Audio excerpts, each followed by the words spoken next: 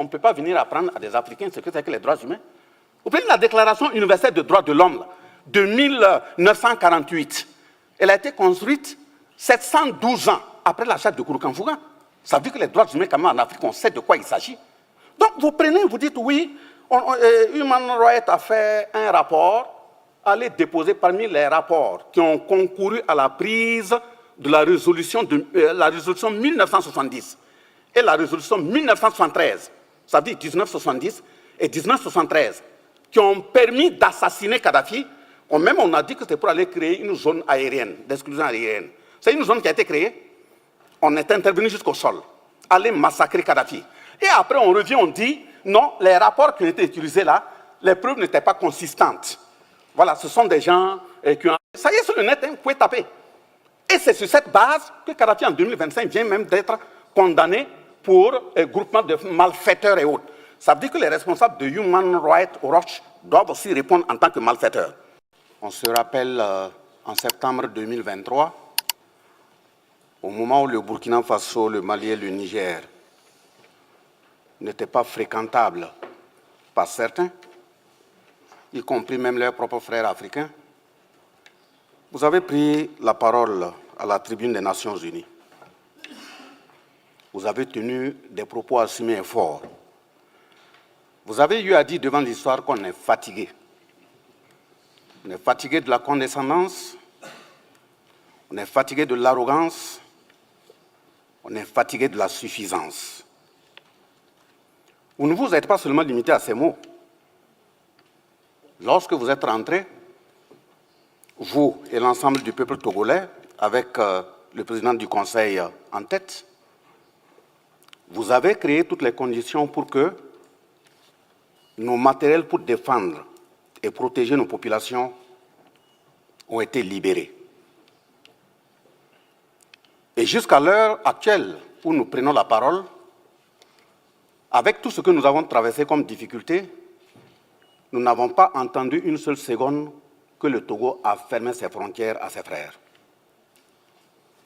Justement pour emboîter le pas du président de la commission de la CEDEAO et du frère représentant spécial de l'Union africaine, que je salue fortement, leurs propos qu'ils viennent de tenir nous marquent, et c'est africain. Je pense que mon frère de la commission de la CEDEAO a même dit que cette rencontre s'inscrit dans une doctrine africaine, ancestrale. C'est très important.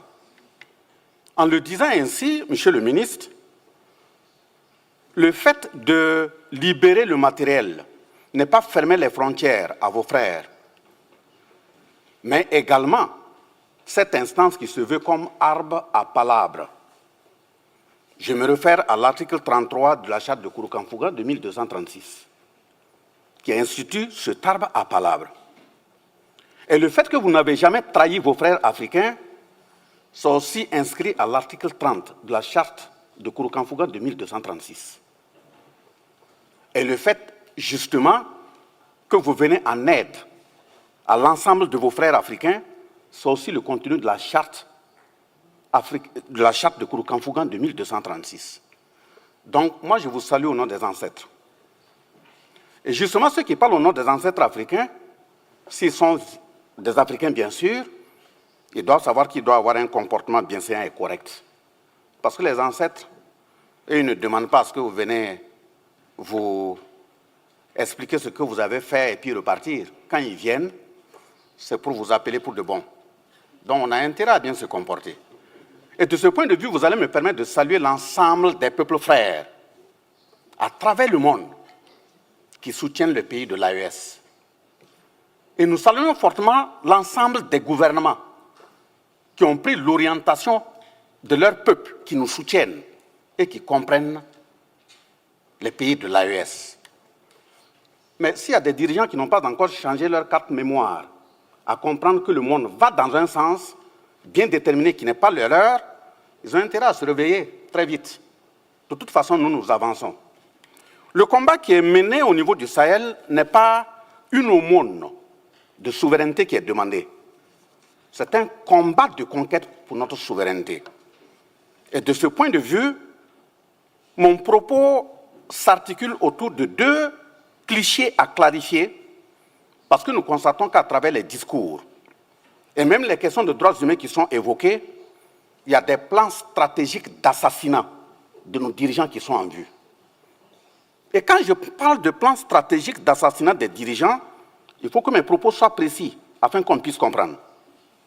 Des moments où on parle de démocratie, il faut que les pays de l'AES retournent à la démocratie. Il faut qu'ils retournent à des élections. Nous parlons de quelle démocratie? Le point d'interrogation mérite d'être posé dans la mesure où, depuis les années 1960 à 2022, si je prends le cas du Burkina Faso, nous avons été dirigés par des démocrates implantés, installés, par des gens assis de l'autre côté des océans. Quel est l'impact sur le terrain? Je prends quelques exemples. De 2022, ça veut dire de 1960 à 2022, ça fait 62 ans. Comparativement à 2022 jusqu'à 2026, ça fait 4 ans. En 4 ans, voilà ce qui a été fait. Quand l'appel a été lancé au peuple burkinabé de faire face à la situation actuelle, de 2022 à l'heure où je vous parle, le peuple a mis la main à sa poche et il a cotisé 541,2 milliards. Le peuple dont on dit qu'il est martyrisé là, il a cotisé 541,2 milliards pour faire face à la situation actuelle. Ça n'a jamais existé dans notre pays. Donc quand on parle de peuple martyrisé, c'est de quel peuple? Deuxième exemple que je prends, au plan sanitaire, malgré que nous sommes en crise, en guerre, comme nos autres pays frères, le Niger et le Mali, une décision a été prise. Quand vous avez des problèmes de reins, pour aller te soigner, il fallait déposer une caution de 500 000. Le chef de l'État a pris un texte, cette caution de 500 000 a été annulée. Ce n'est pas un droit humain, ce n'est pas la défense des droits humains. Deuxième exemple, au niveau de l'approche communautaire, dans une période de crise, on a payé 15 cliniques mobiles pour l'ensemble des régions de notre pays. Les populations ne se déplacent plus pour venir à Ouagadougou, à Bobo-Dioulasso pour se soigner. Dans chaque région, il y a une clinique entièrement équipée sur place. Il n'y a plus de défense de droits humains que ça. Troisième exemple que je prends, au niveau de l'assurance maladie universelle, permettant aux populations, y compris le secteur informel, de cotiser 4 000 francs par an. Et quelle que soit la formation sanitaire que vous vous présentez, vous êtes pris en charge. Pourquoi depuis 1960 jusqu'à 2022, ce n'était pas fait? Autre exemple que je prends, quand nous prenons les scanners, vous faites un accident tout de suite, vous partez à l'hôpital, vous pouvez mourir parce qu'on n'arrive pas à faire un scanner. Le coût a été réduit de 50 000 à 25 000. Ça fait 50% de réduction en temps de guerre. Mais depuis 1960 à 2022, ça n'a jamais été fait. Je prends, comment dirais-je, on vient de lancer le recrutement appelé opération 1000 x 5. 1000 x 5 veut dire que chaque année, on va recruter 1000 médecins spécialistes sur 5 ans. Depuis 1960 à 2022, ceux qui ont implanté leur démocratie là, ça n'a jamais été fait. Je prends un autre exemple. On vient d'ouvrir l'hôpital, le plus grand hôpital de notre pays, le 29 juillet 2025, à Bobo-Dioulasso, en coopération avec la Chine. Et je vous dis, Excellence, que dans notre pays, depuis 1960, ça a été le 29 juillet 2025 à Tengango, qu'il y a eu une première opération permettant une transplantation rénale dans notre pays. Quand quelqu'un est malade, il prenait l'avion, c'est de l'autre côté qu'il partait le faire. Ça se fait au Burkina, dans un pays qui est en guerre. L'autre exemple que j'ajoute, il y a eu la construction de 920 CSPS de 2022 à 2026, dans un pays qui est en guerre. Le 21 décembre 2025, ou même je vais, jusqu'à ce qu'on vient de constater, on a fait le point, ça fait 38 centres de santé nouvellement construits dans un pays qui est en guerre. Je peux bien en citer d'autres. On dit, mais le droit humain, c'est quoi? C'est le droit à la vie, non? Ce que je viens de citer, c'est pour permettre aux populations d'être en vie et en bonne santé. L'autre aspect, c'est la question alimentaire. Vous ne pouvez pas demander à quelqu'un d'être en bonne santé s'il ne s'alimente pas bien. Depuis 1960 à 2022, rien n'a été fait. De 2022 à 2026, malgré que nous sommes en guerre, il y a eu la mécanisation et des intrants. Ça veut dire, rien que pour 2025, l'État a mis dans la mécanisation agricole et les intrants 104 milliards de francs CFA. Et qu'est-ce qu'on a eu comme résultat? Ça veut dire 104 milliards, c'est plus, puisqu'en 2024, on a fait 77 milliards. Et cela nous a permis d'atteindre 67 000 tonnes de céréales pour nourrir les populations. Ce n'est pas ça la défense des droits humains? Je prends un autre exemple. Au niveau de l'aménagement des bas-fonds, pour permettre aux cultivateurs, ça veut dire aux paysans, de pouvoir s'en occuper, on est passé de 5 000 hectares, depuis les années 1960 à nos jours, là, on est passé de 5 000 à 25 000 hectares en 2025. Mais c'est un pays qui est en guerre. Et au niveau toujours de l'agriculture, les labours, les paysans qui ont les terrains, là, on prend les tracteurs, on laboure ça gratuitement pour eux. Et 2025, nous avons fait 58 000 hectares de terrain labourés gratuitement pour les paysans. Il n'y a plus de défense des droits humains plus que ça. Et quand je prends par exemple au niveau des forces armées, dans les 11 accords où on a dit qu'on ne peut pas payer du matériel ailleurs si ce n'est pas la France, on ne peut pas former nos militaires ailleurs si ce n'est pas la France, je vous informe que de 2022 à 2025, nous avons constitué de façon autonome une vingtaine de bataillons d'intervention rapide, tout équipés, minimum 500 par bataillon. Je ne vais pas dire le nombre exact, parce que les murs ont des oreilles.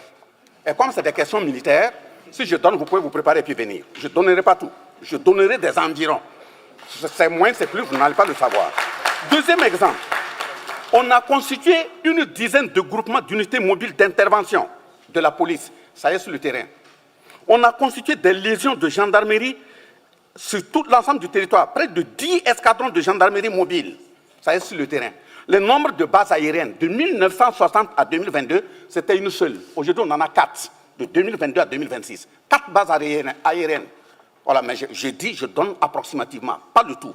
Voilà, les volontaires pour la défense de la patrie, où on a considéré que ce sont des milices. Moi-même qui suis devant vous, je suis un volontaire pour la défense de la patrie. Un volontaire pour la défense de la patrie. Donc, ce n'est pas des hommes de rue qu'on ramasse pour dire qu'on a formé des milices. Et tous ceux qui sont des volontaires pour la défense de la patrie, sur le terrain, au fur et à mesure, on les enlève directement dans l'armée, sont formés. Ceux qui n'ont pas l'air pour aller dans l'armée, on les installe, soit au niveau entrepreneurial, que ce soit l'agriculture, que ce soit la menuiserie, que ce soit la soudure. Voilà ce qui est fait au Burkina. Donc, il est essentiel qu'on demande aux uns aux autres d'enlever les œillères pour mieux regarder la réalité. Ce que nous disons, on dit oui, le Burkina ne veut pas la démocratie. On n'a jamais dit qu'on ne veut pas la démocratie. La démocratie a importé une robe forcée qu'on veut nous porter là. On ne la prendra pas. Si nos grands-parents ont eu à porter par force, nous disons non. Et nous avons les capacités nécessaires de dire non. Et même demain, on dira non. La démocratie libérale, dont les principes sont basés sur l'homosexualité, les principes sont basés sur le mariage entre deux enfants à leur mère ou bien à leur père, là, ça c'est terminé. En Afrique et au Burkina, il n'y aura pas ça. Dans l'espace AES, il n'y aura pas ça. Donc, de ce point de vue, la démocratie a ses principes, où on estime qu'on peut violer la Constitution, se faire élire 3-4 fois. On s'installe, ça, il n'y a rien. On tue 3000 personnes. On installe celui qu'on veut, ça, il n'y a rien. Et quelqu'un vient prendre le pouvoir par les armes, appuyé par le peuple. Il n'y a même pas une goutte de sang, vous estimez que lui, là, il doit partir. Et quand c'est deux personnes qui prennent mon voisin, pas la réalité, c'est un exemple que je prends, vous prenez le pouvoir, pas les armes, vous ne dites rien. Parce que ce qu'il fait, c'est ce qui vous plaît. Et moi, je prends les armes. Quand je dis, je ne suis pas d'accord que vous me nommez mon Premier ministre, je ne suis pas d'accord que vous m'imposez le ministre de la Défense, vous commencez à me traiter de putschiste, de quelqu'un de non fréquentable, vous créez toutes les conditions pour pouvoir me renverser. Donc, ça veut dire deux personnes qui sont venues par les armes, l'autre comme lui, il fait ce que vous voulez. Oui, lui, il est un bon putschiste. Bon, je dis, c'est un exemple que je prends. Et mais maintenant, moi, qui refuse, vous estimez que, bon, je ne suis pas bon. Là-bas, le dernier élément, monsieur le ministre, et regardez au niveau des questions de droits humains, pour être précis. Pourquoi j'ai dit qu'il y a un assassinat qui se peaufine à l'horizon? Au niveau des droits humains, quand vous regardez au Burkina, premièrement, les rapports qui sont déposés sur la table de l'ONU, et je vais prendre des exemples et des preuves précis ici pour interpeller aussi les représentants de l'ONU. Il faut répercuter. Quand on fait un rapport sur la base de téléphone, vous arrêtez dans un pays, vous appelez des gens sur le terrain, celui que vous voulez, et vous prenez ces propos, vous constituez un rapport. Est-ce que ça, c'est sérieux? C'est même un manque d'éducation. Vous ne pouvez pas dire que vous voulez aller faire un rapport sur un pays, sur des faits, et vous prenez un téléphone pour appeler, voir ce qui se passe. Qui est au bout du téléphone? Celui qui vous dit, qui dit que ce n'est pas vous qui l'avez placé là-bas? Deuxième, il y a le choix délibéré du narratif. Nous, on dit dans notre pays, voilà les terroristes. Dans des rapports, on les traite de djihadistes. C'est ce que vous dites, djihadistes? On dit, voilà les terroristes, vous les appelez groupe armé. À moi, c'est avec vous, ils sont. Il y a un problème. Donc, si vous connaissez bien leurs identités, et vous leur donnez l'identité qu'il faut, les noms qu'il faut, c'est que ce sont vos représentants. Donc, si vous arrêtez vos représentants, si vous dites à vos représentants de ne plus venir attaquer, mais la crise là va finir. On dit on n'est pas au courant. Zawaten, là. Et l'Ukraine a fait quoi là-bas? Oui, on dit terroriste, terroriste. Vous envoyez vos représentants des armées venir attaquer des pays et vous parlez de djihadistes. Dites à vos représentants de ne plus venir, et il n'y aura plus de terrorisme dans le Sahel. Mais maintenant, je prends par exemple, comment dirais-je, vous faites un rapport, vous appelez les gens, vous constituez votre rapport. Au lieu de faire une confrontation, sur ceux même dont le rapport porte, vous dites non, non, non, bon, si vous avez fait l'étude pendant 3 mois, vous laissez quand il reste 1 semaine pour clore le rapport, vous appelez maintenant les responsables du pays, ils n'ont qu'à contredire. Ils vont venir contredire quoi? Ça veut dire que vous créez les conditions pour qu'ils n'aient même pas la possibilité de réagir. Donc on ne peut pas continuer sur cette base. Quand je le dis, qu'il y a un assassinat qui est plafonné, je vous donne les références, vous allez aller vérifier. Même sur le terrain, comment une puissance va dire, ou bien dans un rapport, on dit oui, que des satellites ont vu les FDS faire des assassinats massifs. Des satellites qui voient des FDS qui font des assassinats massifs. Et les mêmes satellites sont incapables de voir des terroristes qui s'organisent pour aller attaquer. Vous, vos satellites-là, ils sont binaires ou bien c'est quoi? Donc, ils regardent par choix. Donc, vos satellites, quand c'est vous, vos hommes-là, on ne voit pas. Donc, il y a quand même un problème. Donc, je prends le cas de Kadhafi. Ça a été exactement le même narratif qui a été utilisé sur Kadhafi. Et voilà les exemples. Encore, on a dit que oui, il y a rapidement Human Rights qui a fait un rapport, qui a déposé. D'abord, il faut que les gens de Human Rights comprennent que la Déclaration universelle des droits de l'homme, de 1789, a été construite 553 ans après l'achat de Kouroukanfouga de 1236. On ne peut pas venir apprendre à des Africains ce que c'est que les droits humains. Vous prenez la Déclaration universelle des droits de l'homme de 1948. Elle a été construite 712 ans après l'achat de Kouroukanfouga. Ça veut dire que les droits humains, quand même, en Afrique, on sait de quoi il s'agit. Donc, vous prenez, vous dites, oui, Human Rights a fait un rapport, allez déposer parmi les rapports qui ont concouru à la prise de la résolution 1970 et la résolution 1973, ça veut dire 1970 et 1973, qui ont permis d'assassiner Kadhafi. Même on a dit que c'était pour aller créer une zone aérienne, d'exclusion aérienne. C'est une zone qui a été créée. On est intervenu jusqu'au sol, aller massacrer Kadhafi. Et après, on revient, on dit, non, les rapports qui ont été utilisés là, les preuves n'étaient pas consistantes. Voilà, ce sont des gens qui ont... Ça y est, sur le net, hein, vous pouvez taper. Et c'est sur cette base que Kadhafi, en 2025, vient même d'être condamné pour groupement de malfaiteurs et autres. Ça veut dire que les responsables de Human Rights Watch doivent aussi répondre en tant que malfaiteurs. Regroupement de malfaiteurs. C'est ce que ça veut dire. Donc, finissant ces exemples, je dis que le Burkina Faso, au sein de l'AES, nous sommes engagés, pas contre un peuple, pas contre une personne, pas contre un groupe. Mais si un groupe se met de travailler nos intérêts, nous allons nous défendre. Ça, il faut que ce soit clair. Nous sommes engagés pour la conquête de notre souveraineté. La souveraineté politique, par exemple, on ne va plus nous imposer des dirigeants. Ça, c'est un. La souveraineté économique, par exemple, nos matières, là, ils vont servir à nos peuples. Nos jeunes qui meurent en bordure des océans qui reviennent là, ça, c'est terminé. La souveraineté sécuritaire, par exemple, dire qu'on doit tout acheter matériel militaire et autres en France, c'est terminé. Nous allons acheter nos matériels là où nous voulons. Et même là où nous partons là, c'est de voir comment former bien nos jeunes pour qu'on puisse les fabriquer au Burkina, au Niger ou au Mali. C'est parce que vous connaissez les marques que vous pouvez cartographier. On va créer des tunnels aussi, puis fabriquer. Nous sommes des sous-hommes, non? Nous avons aussi les têtes. Voilà. Mais maintenant, la souveraineté culturelle, c'est d'empêcher à ce qu'on continue d'éroder notre identité. Nous sommes dans le combat pour conquérir notre identité. Et quand j'ai dit que c'est une conquête, ce n'est pas une aumône là, nous sommes prêts. Nous qui sommes là, si c'est perdre la vie pour ça, on est prêts. Merci, merci monsieur le ministre. Nous formons les jeunes pour nous accompagner. Donc, ok, je m'arrête là. Merci, que les ancêtres et Dieu vous accompagnent. On puisse avancer.